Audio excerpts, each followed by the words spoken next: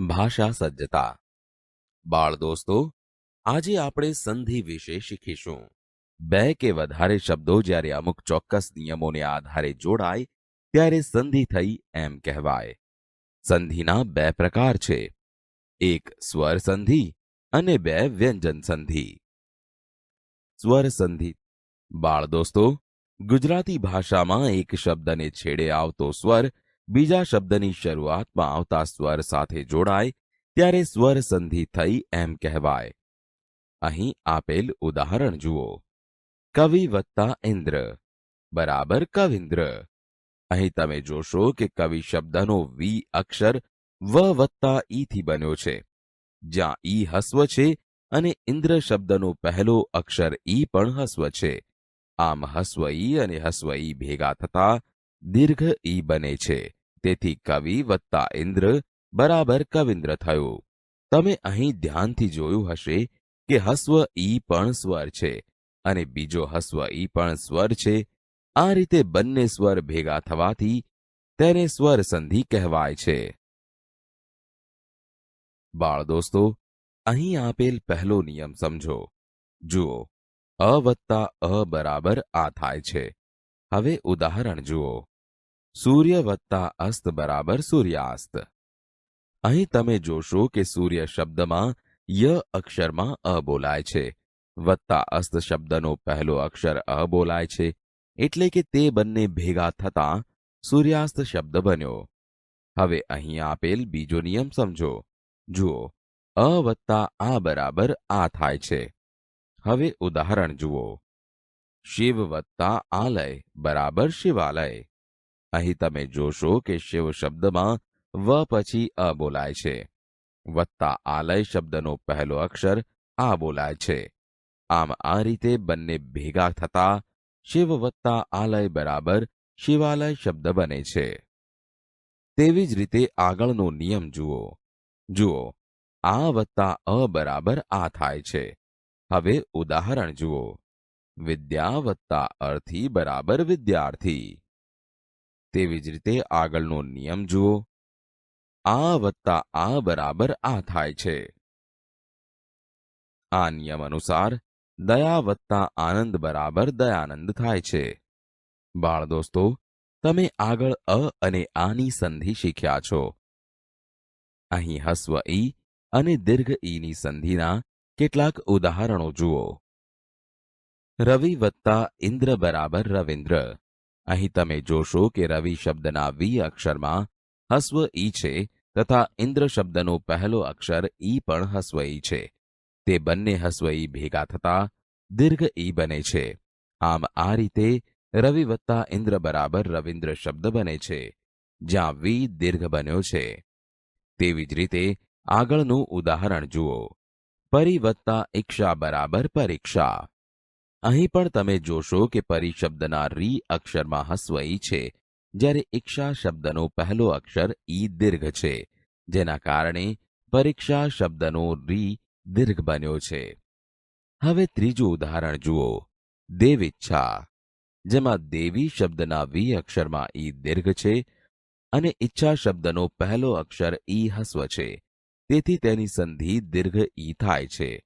એટલે કે દેવી વત્તા ઈચ્છા બરાબર દેવીચ્છા થશે. હવે ચોથું ઉદાહરણ જુઓ. રજનીશ. અહીં બંને શબ્દોમાં ઈ દીર્ઘ છે, એટલે કે અહીં રજની શબ્દના ની અક્ષરમાં ઈ દીર્ઘ છે અને ઈશ શબ્દનો પહેલો અક્ષર ઈ દીર્ઘ છે. તેથી રજની વત્તા ઈશ ભેગા થતા રજનીશ શબ્દ બને છે. બાળ દોસ્તો, હવે આપણે હસ્વ ઉ અને દીર્ઘ ઉની સંધિ વિશે જાણીએ. અહીં આપેલ ઉદાહરણ જુઓ. સુ વત્તા ઉક્તિ બરાબર સુક્તિ. આ ઉદાહરણ બરાબર ધ્યાનથી જુઓ. અહીં સુ અક્ષરમાં હસ્વ ઉ છે, જે ઉક્તિ શબ્દના હસ્વ ઉ સાથે જોડાય છે. અહીં ઉક્તિ શબ્દનો પહેલો અક્ષર ઉ પણ હસ્વ છે. જ્યારે સંધિ થાય ત્યારે સુ વત્તા ઉક્તિ બરાબર સુક્તિ શબ્દ બને છે, જેમાં સુક્તિ શબ્દનો સુ દીર્ઘ બને છે. હવે બીજું ઉદાહરણ જુઓ. સિંધુર્મી. અહીં સિંધુ વત્તા ઉર્મી શબ્દોમાં સિંધુ શબ્દના ધુ અક્ષરમાં હસ્વ ઉ છે, જે ઉર્મી શબ્દના દીર્ઘ ઉ સાથે જોડવાથી ધુ દીર્ઘ બને છે. આમ આ રીતે સિંધુ વત્તા ઉર્મી બરાબર સિંધુર્મી શબ્દ બને છે. બાળ દોસ્તો, હવે આપણે અ અને હસ્વ ઈ તથા અ અને દીર્ઘ ઈની સંધિના કેટલાક ઉદાહરણો જોઈશું. હવે પહેલું ઉદાહરણ જુઓ. ઉપવત્તા ઇન્દ્ર બરાબર ઉપેન્દ્ર, જેમાં અ અને હસ્વ ઈની સંધિ થતા એ બને છે.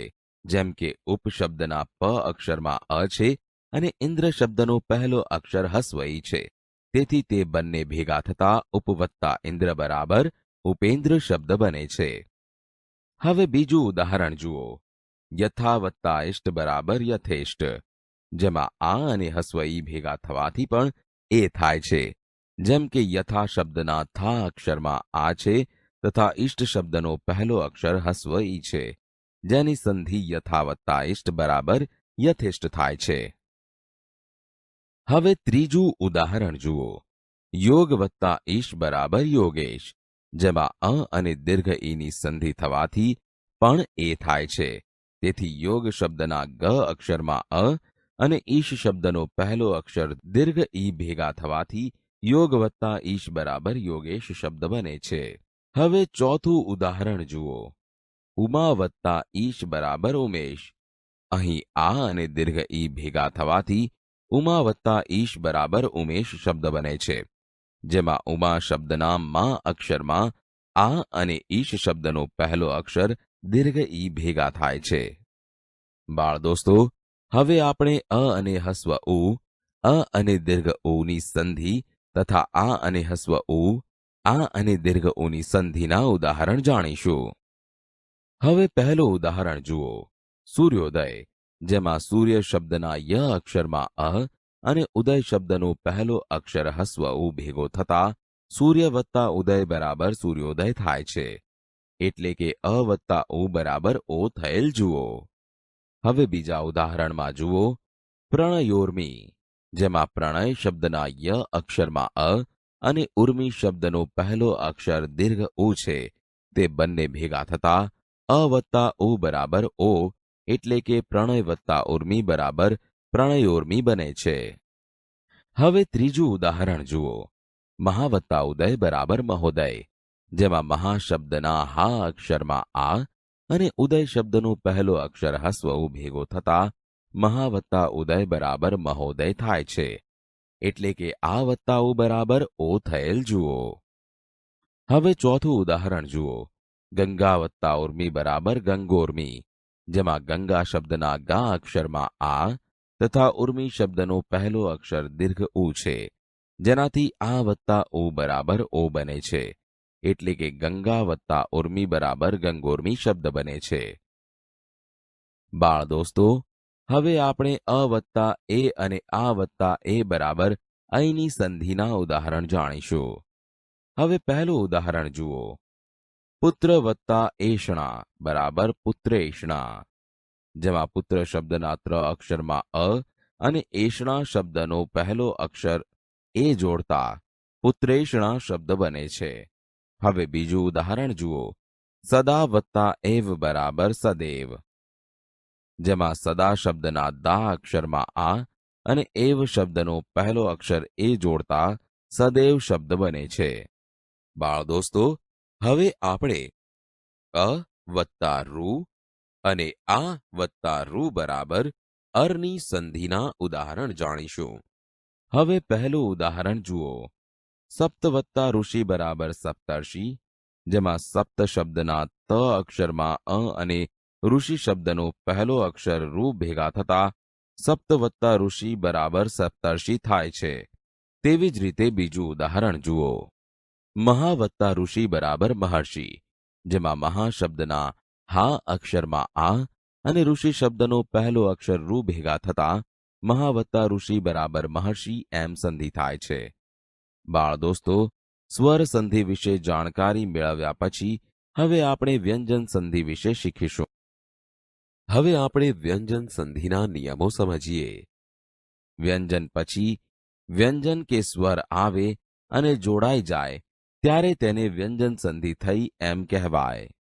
દાખલા તરીકે તદ વત્તા લીન શબ્દની સંધિ કરવી હોય તો દ અને લ વ્યંજન છે, આ બંને વ્યંજનોને જોડતા તલ્લીન થાય છે. ત વર્ગ એટલે કે દંત્ય વ્યંજનો ત, થ, દ, ધ, ન એ વ્યંજનો સાથે લ વ્યંજન આવે તો દંત્ય વ્યંજનો લ થાય છે. વ્યંજન સંધિ સમજવા માટે અહીં આપેલા કોષ્ટક સમજો. ક વર્ગના વ્યંજનો ક, ખ, ગ, ઘ છે, જેનો અનુનાસિક ઉચ્ચાર છે. ચ વર્ગના વ્યંજનો ચ, છ, જ, ઝ છે, જેનો અનુનાસિક ઉચ્ચાર છે. ટ વર્ગના વ્યંજનો ટ, ઠ, ડ, ઢ છે, જેનો અનુનાસિક અણ છે. ત વર્ગના વ્યંજનો ત, થ, દ, ધ છે, જેનો અનુનાસિક ન છે. પ વર્ગના વ્યંજનો પ, ફ, બ, ભ છે, જેનો અનુનાસિક મ છે. જુઓ પહેલો નિયમ. અનુનાસિક સિવાયના વ્યંજન પછી સ્વર કે ઘોષ વ્યંજન આવે તો તે વ્યંજનની જગ્યાએ તેના જ વર્ગનો ત્રીજો વ્યંજન મુકાય. બાળ દોસ્તો, હવે પહેલું ઉદાહરણ જુઓ. જગત વત્તા ઈશ બરાબર જગદીશ. અહીં જગત શબ્દમાં ત એ ત વર્ગનો વ્યંજન છે. અહીં ત વર્ગનો ત્રીજો વ્યંજન ત, થ, દ એટલે કે દ વપરાયો છે. તેથી જગત વત્તા ઈશ બરાબર જગદીશ બન્યું. તેવી જ રીતે બીજું ઉદાહરણ જુઓ. ષટ વત્તા યંત્ર બરાબર ષડયંત્ર. જેમાં ષટ શબ્દમાં ટ એ ટ વર્ગનો વ્યંજન છે. અહીં ટ વર્ગનો ત્રીજો વ્યંજન ટ, ઠ, ડ એટલે કે ડ વપરાયો છે. એટલે કે ષટ વત્તા યંત્ર બરાબર ષડયંત્ર બન્યું. હવે ત્રીજું ઉદાહરણ જુઓ. દિક વત્તા અંત બરાબર દિગંત. અહીં દિક શબ્દમાં ક વર્ગનો ત્રીજો વ્યંજન ક, ખ પછી ગ આવે અને તે વપરાતા દિગંત શબ્દ બને છે. બાળ દોસ્તો, હવે આપણે વ્યંજન સંધિનો બીજો નિયમ સમજીએ. અનુનાસિક સિવાયના કોઈ પણ અઘોષ વ્યંજન આવે ત્યારે આગળના વ્યંજનને બદલે તેના જ વર્ણનો પહેલો વ્યંજન મુકાય. અહીં આપેલા ઉદાહરણ જુઓ. શરદ વત્તા પ્રકોપ બરાબર શરત પ્રકોપ. અહીં તમે જોશો કે દ વ્યંજનને બદલે તેના જ વર્ગનો પહેલો વ્યંજન એટલે કે ત જોડાય છે અને આ ત વ્યંજન પ્ર સાથે જોડાઈને સંધિ થઈ. જુઓ, શરદ વત્તા પ્રકોપ બરાબર શરત પ્રકોપ. બાળ દોસ્તો, હવે આપણે વ્યંજન સંધિનો આગળનો નિયમ સમજીએ. ત વર્ગના વ્યંજનો એટલે કે ત, થ, દ અને ધ પછી જો ચ વર્ગનો વ્યંજન એટલે કે ચ, છ, જ, ઝ કે શ આવે તો ત વર્ગના વ્યંજનને બદલે તેને મળતો ચ વર્ગનો વ્યંજન આવે. હવે પહેલું ઉદાહરણ જુઓ. સત વત્તા જન બરાબર સજ્જન. અહીં સત શબ્દનો ત એ ત વર્ગનો વ્યંજન છે અને જન શબ્દમાં જ એ ચ વર્ગનો વ્યંજન છે. આથી ત વર્ગના વ્યંજનને બદલે ચ વર્ગના વ્યંજનમાંથી જ અક્ષરનો સંધિ માટે ઉપયોગ થયો છે. તે પછી બાકીના ઉદાહરણ જુઓ. ઉદ વત્તા જવલ બરાબર ઉજ્જવલ. આ ઉદાહરણમાં પણ એ જ નિયમનું પાલન થયેલ છે. બાળ દોસ્તો, હવે આપણે વ્યંજન સંધિનો વધુ એક નિયમ જોઈએ. સ પછી ચ કે છ આવે તો સનો શ થાય છે. પહેલું ઉદાહરણ જુઓ. નિસ વત્તા ચિંત બરાબર નિશ્ચિંત. અહીં તમે જોશો કે નિસ શબ્દમાં છેલ્લે સ છે જે ચિંત શબ્દના ચી સાથે જોડાય છે. જ્યારે જ્યારે સ પછી ચ કે છ આવે તો સનું શ થાય છે. તેવી જ રીતે બીજું ઉદાહરણ જુઓ. નિસ વત્તા છંદ બરાબર નિશ્છંદ. અહીં પણ નિયમ મુજબ નિસ અને છંદ એ બંને શબ્દો ભેગા મળતા નિશ્છંદ શબ્દ બને છે. હવે ત્રીજું ઉદાહરણ જુઓ. નિસ વત્તા ચલ બરાબર નિશ્ચલ. અહીં પણ નિયમ મુજબ નિસ અને ચલ ભેગા મળીને નિશ્ચલ શબ્દ બન્યો. બાળ દોસ્તો, હવે આપણે વ્યંજન સંધિનો આગળનો નિયમ સમજીએ. સ પહેલા ઈ કે ઉ આવે ને સની પછી ક, ખ, પ કે ફ આવે તો સનો શ થાય છે. હવે અહીં આપેલા ઉદાહરણ જુઓ. નિસ વત્તા કામ બરાબર નિષ્કામ. અહીં સ પછી ક આવેલ છે. તેથી નિસ શબ્દનો સ અને કામ શબ્દનો ક જોડતા સ ને બદલે શ થયેલું જોઈ શકશો. હવે બીજું ઉદાહરણ પણ જુઓ, જેમાં દુષ શબ્દના સ અને પ સાથે જોડતા દુષ્પ્રાપ્ય શબ્દ બને છે. એટલે કે સનો શ થયેલ જોવા મળે છે. તેવી જ રીતે ત્રીજા ઉદાહરણમાં નિસ શબ્દના સ પછી ફ આવેલ છે, જેથી નિયમ મુજબ સનો શ થયો છે. બાળ દોસ્તો, હવે આપણે વ્યંજન સંધિનો વધુ એક નિયમ શીખીએ. સની પૂર્વે અ અને પછી ઘોષ વ્યંજન આવે તો સનો ઉ પછી પૂર્વેના અ સાથે મળીને ઉનો ઓ થાય છે. અહીં આપેલ ઉદાહરણ જુઓ. અધસ વત્તા ગતિ બરાબર અધોગતિ શબ્દ બને છે. અહીં તમે જોશો કે અધસ શબ્દમાં સ અક્ષરની પહેલા ધ અક્ષરમાં અ સ્વર છે. તેથી સનો ઉ કરેલ છે તથા ગતિ શબ્દના પ્રથમ વ્યંજન ગ અક્ષરમાં પણ અ સ્વર હોવાથી ઉ અને અ ભેગા મળતા ઓ કરેલ છે. હવે બાકીના ઉદાહરણ જુઓ. મનસ વત્તા હર બરાબર મનોહર, જેમાં મનસ શબ્દના સ અક્ષરનો ઉ અને હર શબ્દમાં હ અક્ષરનો અ છે. તે બંને ભેગા કરીએ તો ઓ થયેલ છે. તેથી મનસ વત્તા હર બરાબર મનોહર શબ્દ થશે. તે પછીના ઉદાહરણો પણ આ જ નિયમને અનુસરે છે. બાળ દોસ્તો, હવે આપણે વ્યંજન સંધિનો આગળનો નિયમ સમજીએ. અનુનાસિક સિવાયના સ્પર્શ વ્યંજન પછી શ આવે તો શનો છ થાય છે. બાળ દોસ્તો, અહીં આપેલા તમામ ઉદાહરણો જુઓ. દરેકમાં વત્તા પછી શ આવે છે. જ્યારે જ્યારે અનુનાસિક સિવાયના સ્પર્શ વ્યંજન પછી શ આવે તો શનો છ થાય છે. ફરીથી પહેલું ઉદાહરણ જુઓ. ઉદ વત્તા શ્વાસ. અહીં દ અને શને જોડવાના થાય છે. શ જોડતા ઉદ વત્તા શ્વાસ બરાબર ઉચ્છ્વાસ થાય છે. તેવી જ રીતે બીજા ઉદાહરણ જુઓ. ઉત વત્તા શ્વાસ બરાબર ઉચ્છ્વાસ. ઉચ્ચ વત્તા છવાસ બરાબર ઉચ્છ્વાસ. ચિદ વત્તા શક્તિ બરાબર ચિત્શક્તિ. ચિત વત્તા શક્તિ બરાબર ચિત્શક્તિ.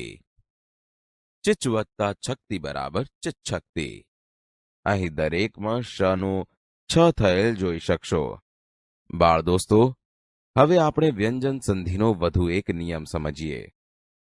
સથી શરૂ થતા શબ્દ પહેલા જોડાયેલા શબ્દને અંતે અ કે આ સિવાયનો સ્વર હોય તો સનો શ થાય છે. અહીં આપેલ ઉદાહરણ જુઓ. વી વત્તા સમ બરાબર વિષમ. અહીં તમે જોશો કે સમ શબ્દની પહેલા વી અક્ષરમાં હસ્વ ઈ જોડાયેલ છે. જ્યારે સથી શરૂ થતા શબ્દ પહેલા જોડાયેલા શબ્દને અંતે અ કે આ સિવાયનો સ્વર હોય તો સનો શ થાય છે. તેથી અહીં સનો શ થયેલો જોવા મળશે. તેવી જ રીતે ત્રીજું ઉદાહરણ જુઓ. સુ વત્તા સમા બરાબર સુષ્મા. અહીં પણ તમે જોશો કે સમા શબ્દની પહેલા સુ અક્ષરમાં હસ્વઉ જોડાય છે. તેથી અહીં પણ સનો શ થયેલો જોવા મળશે.